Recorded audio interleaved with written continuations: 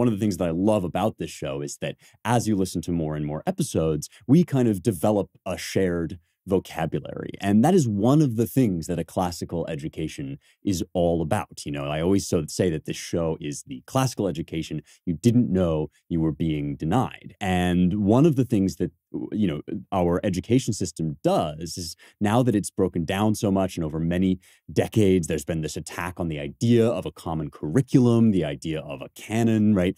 These things are supposedly discriminatory, or they are, they're racist, they have implicit biases, and so on and so forth. But the grand irony, the kind of tragic irony of that, is something that was pointed out actually by kind of a guy more on the liberal side of things, a guy named E.D. Hirsch, who made the argument for the canon specifically as a shared cultural language. Now, I don't think this is the only thing that's good about a classical education. I mean, at root, the great thing about the classical wisdom that we talk about on this show is that it gives you the best that has been thought and said. That's what Matthew Arnold called it.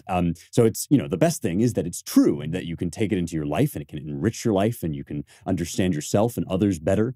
Those are, I think, really the true benefits, the highest benefits of a classical education. But Hirsch pointed out that there is actually another benefit, and that is that the only way to have a shared community that isn't based just on how much money you have or what race you are or what religion you believe in, right? If you really believe in this kind of, as it were, diverse, or you might say, using a better term, pluralist republic, and if you really believe that people need to be able to move through social classes and not just be stuck in the situation that they're born into, then you have to have a common store, a common treasure house of knowledge and wisdom and insight, and books, things that people have read and talked about. And once you gain a foothold in that, right? One of the reasons that they destroyed this in schools is because it actually creates real equality rather than the sort of race-based hierarchy that we're currently seeing our ruling class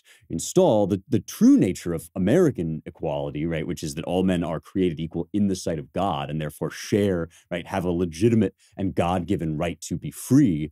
In order to make that real in society, one of the things you have to do is you have to have a common idiom, a common language that isn't actually rooted in any particular time or place. And Hirsch pointed out that you can grab these these canonical works as kind of a foothold into that and start to understand. Maybe you were born into a rich house, so you grew up surrounded by Shakespeare or whatever. But Hirsch's point was, well, but also, don't you want the kid that was born without any of that around? Maybe his parents were illiterate. Don't you want him to have kind of a way into that shared community? And don't mistake me when I say that is, it's not bound to any particular time or place, right? Everything comes from a tradition. Everything has a history. But one of the things that we're engaged in this country, right, is giving people the opportunity to not just be purely defined by their material circumstances in this kind of Marxist determinist way, right? It's just the class that you were born into. No, I mean, one of the ways that we